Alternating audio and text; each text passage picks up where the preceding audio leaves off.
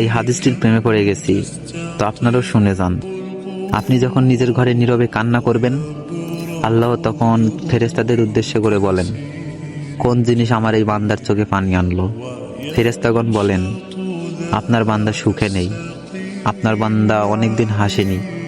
এই বলে ফেরেশতাগণ কান্না করতে থাকেন এবং আল্লাহকে বলেন, হে আমার রব, আপনি তো জানেন আপনার এই বান্দার হৃদয়ে কি রয়েছে, অতএব আপনি তার জন্য সবকিছু সহজ করে দিন।